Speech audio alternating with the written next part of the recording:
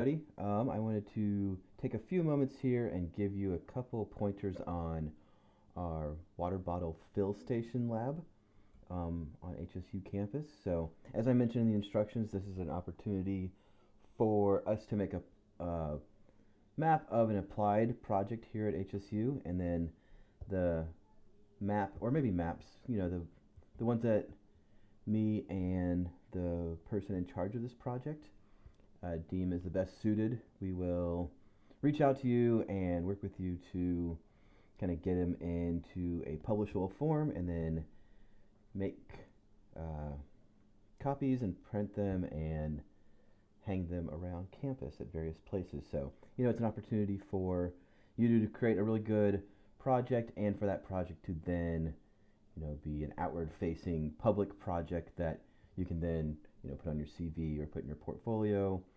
and whatnot. So it's a good opportunity to, take a lab assignment where we're learning a skill, and then, have that translate to a larger project. So yeah, so let's go through a few things here about the data specifically, and about this kind of getting set up here.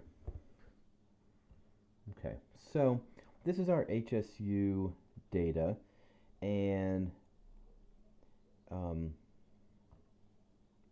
HSU's GIS data, like their own internal data, they use CAD primarily. It's kind of an artifact from days past, I suppose. Not very many institutions use CAD for like base map purposes, but HSU's data is still kind of all derived from this CAD format.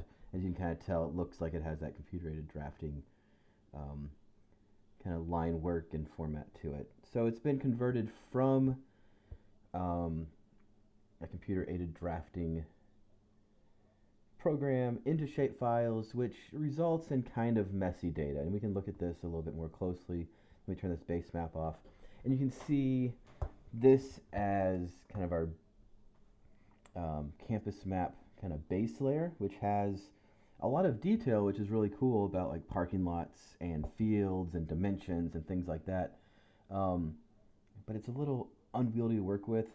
So, what I do for layers like this is I go into my properties, my symbology, and you'll see when you first load it up, it's going to look like this, right? It's going to be a 1-point width line and quite dark. It makes it look a little messy, or a little unpleasant, right? Especially around here with all these details. Here just looks a little gross, honestly. And part of that's the color, and part of that's the thickness. So what I do with line work like this is I typically try to put it into kind of a light gray, or one of these sage dust or something like that, kind of a nice light muted color. And then I'm going to take my width down to 0.25. And I'll try that, 0.5, 0.25, somewhere in there, depending on what you are most happy with. Maybe I won't use sage dust. Maybe I'll just use like this light gray here.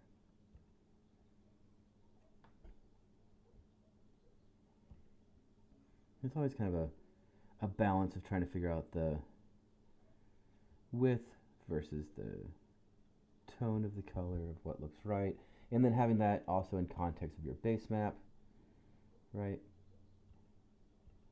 And your building layer looks pretty good. Pretty happy with that. So, what you're going for with this line work layer is just to add kind of texture and context to your base map.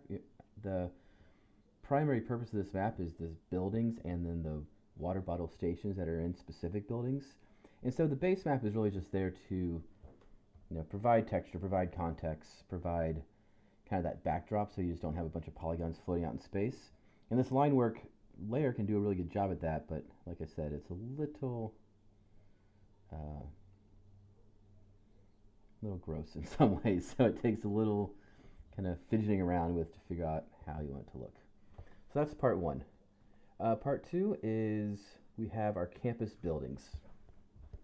And so we want to label these, we want to label them in a functional way. And like I said, this is, again, CAD-derived data, meaning that it is a little messy as well. If we open the attribute table, we can kind of see that messiness. Just, it's not a very clean data set. I'm not entirely sure how, the university facilities use it, why they haven't cleaned it up in the past, why it still, has a bunch of strange codes and, object IDs that are not very intuitive and geometries that don't really make sense, but that's okay. It's not my data, so I shouldn't complain too much, but we'll work with what we have. With any data set that you get from any sort of institution, there's always kind of a historical set of processes that are embedded within the data set, right? Whether that's like how people coded the data in the past versus how things were named in the past versus kind of the legacy and the institutional process of that data. It's all reflected in our data set, right? We can see, kind of just see the history of how the shape files for the university were cataloged and curated over time. So that being said, there's always a way to kind of like work with what we have in order to get out what we need, right? And in this case, what we need to do is we have these text strings and these labels. So we have the labels already here, and we have the polygons, and they have an area associated with them. And so since the building codes, this layer here, is not really intuitive or really meaningful to us, we don't know what these codes actually mean, right? Or if they refer to certain types of buildings or whatever, right? So what we're going to do instead is just label the buildings that are over a certain size, and that should get us a good representation of the main buildings on campus, but not necessarily have, data or labels for kind of these little outbuildings and whatnot. So I'll show you what that looks like. If I just go into here and go label, right, and this is what it looks like if I just label all the buildings, right? So obviously that's not tenable. There's a whole bunch of stuff in here we don't need, and yeah, we don't need to have the hazardous waste handling facility labeled, for instance. So what we want to do is we want to create a SQL expression that will filter out the labels that don't meet a certain criteria. So it's super easy to do. We're going to go here to campus buildings. We'll go to labeling properties. And our expression, the feature that we're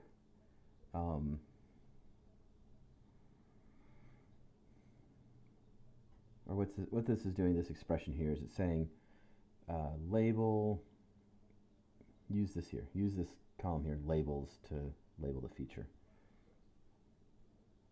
If I think it comes in as a default, maybe an ID, and you have to change this from features.id to features.label. It might come in as that. It kind of depends sometimes what is the default label. It should be labels as the default label, but sometimes it's one of these other columns.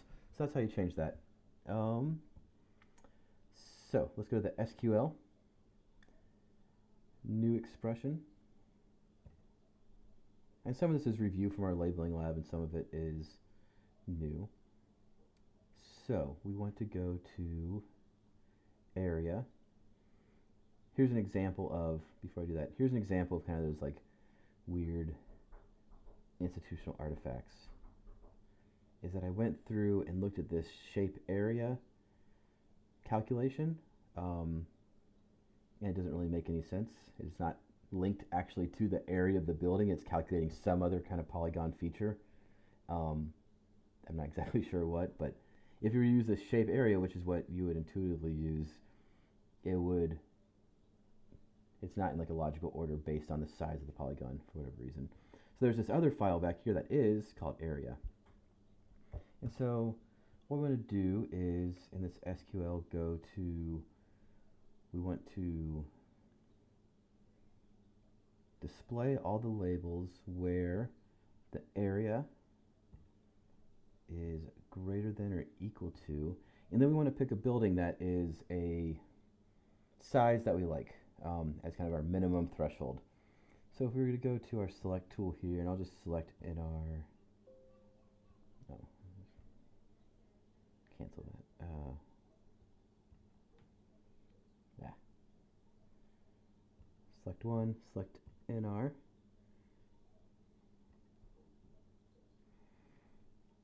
Okay. And we can see that the size, the area of this one is 13,490. So we want that to be our minimum threshold. So I'm going to go to this new expression. I'll go to area is greater than or equal to, I just define that in this list here, 13,490.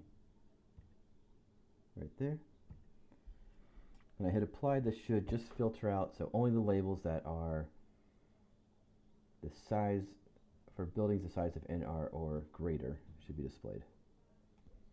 And that looks like a pretty good number. That's a manageable set of labels that'll provide enough context. I'd imagine that most of our water bottle fill stations will be in these main buildings for the most part. So that looks like a good threshold. Actually, maybe we'll use forestry as the threshold. You can just change that super easily. You see this one is 13.3, so it should just be the one below it.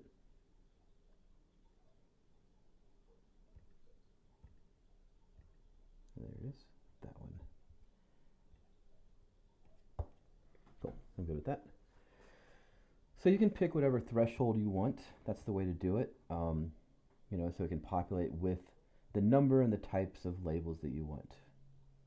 So I am good with that. Go ahead and close this.